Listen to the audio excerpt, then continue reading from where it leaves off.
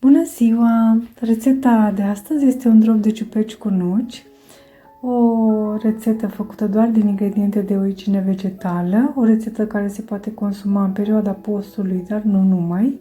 Este ideală pentru vegani, vegetariani și persoanele care s-au hotărât să nu mai mănânce carne, deoarece ciupercile înlocuiesc cu succes carne. Această rețetă poate înlocui dropul făcut din carne. Este foarte delicioasă și o fac în preajma sărbătorilor. Pentru această rețetă eu am folosit 800 de grame de ciuperci, 2 cepe mediu, un morcov mediu, 6-7 fire de ceapă verde, o căpățână de usturoi, o legătură de pătrunjel verde, 70 de grame de hrișcă hidratată sau făină, 100 de grame de nucă măcinată, 3 linguri fulgi de ovăz, 3 linguri tărâțe de psilium, 3 linguri fulgi de drojdie inactive opțional, condimente și sare după gust. Ciupercile, 800 de grame, eu le-am tăiat mărunt.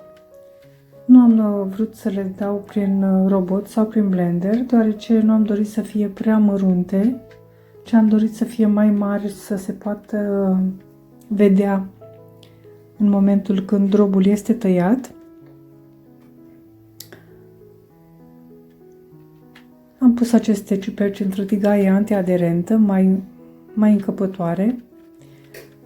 Am tăiat și cele 2 cepe roșii. Eu am pus ceapă roșie pentru că îmi place mai mult la gust și pentru că are mai mulți antioxidanți, dar puteți folosi oricare altă ceapă aveți. Le-am tăiat și pe acestea mărunt și le-am pus în tigaia în care am pus ciupercile. Am pus această tigaie pe aragaz la foc mediu. Nu am adăugat apă, nu am adăugat nimic, deoarece eu nu prăjesc niciodată alimentele.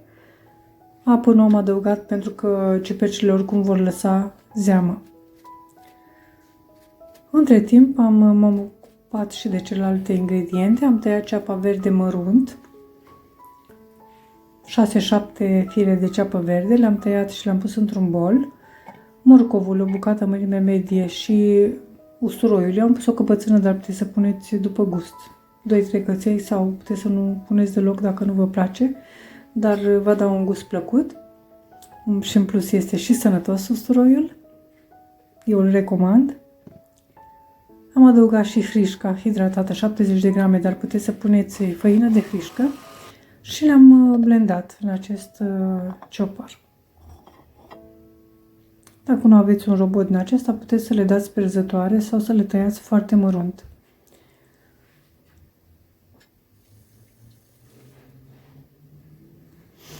Am adăugat și pătrunjelul verde tăiat, o legătură și făina de ovăz și tărița de psilium câte 3 linguri și fulgi de drojdie inactivă 3 linguri care sunt opționali. Am adăugat și miezul de nucă 100 de grame și condimente după gust. Punem ceea ce ne place nouă și sare, la fel punem după gust. Boia de ardei dulce, pudră de usturoi, orice alte condimente ne plac.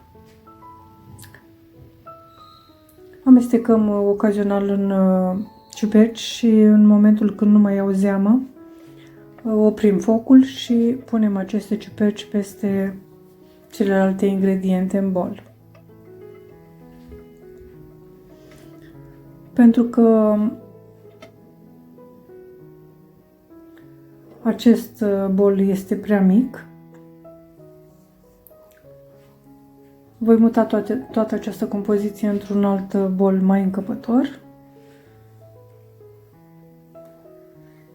Eu am amestecat cu mâna. Amestec mult mai bine cu mâna ca toate ingredientele să fie foarte bine omogenizate. Dacă simțiți că compoziția nu este destul de legată, puteți să mai adăugați pesmet sau chiar puteți să adăugați în locul ovăzului sau a tărâței de psilium pesmet sau făină, dacă nu aveți fulgi de ovăz în casă. Am preîncălzit cuptorul la 180 de grade Celsius și am pregătit o tavă din aceasta de cozonac sau de chec cu hârtie de copt. Am pus toată această compoziție în tavă. Am presat-o foarte bine să nu rămână goluri.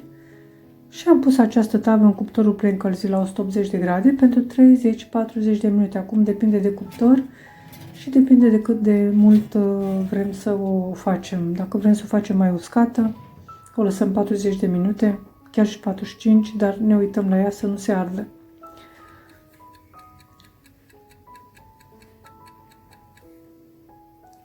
Când acest drop s-a rumenit ușor deasupra și se vede și la talpă, dacă ne uităm, se vede și la talpă dacă este rumenit,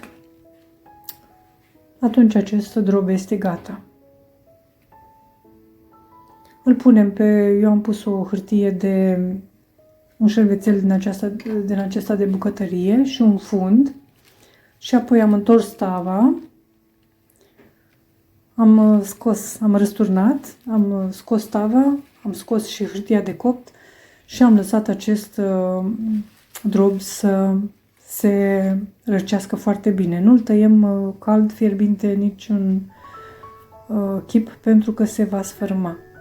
Îl tăiem doar după răcirea completă și nici nu îl lăsăm în tavă pentru că se va umezi, va lăsa apă. Este foarte delicios, eu vi-l recomand. Vă doresc poftă bună, vă mulțumesc pentru vizionare și vă aștept la o nouă rețetă data viitoare. La revedere! O zi bună!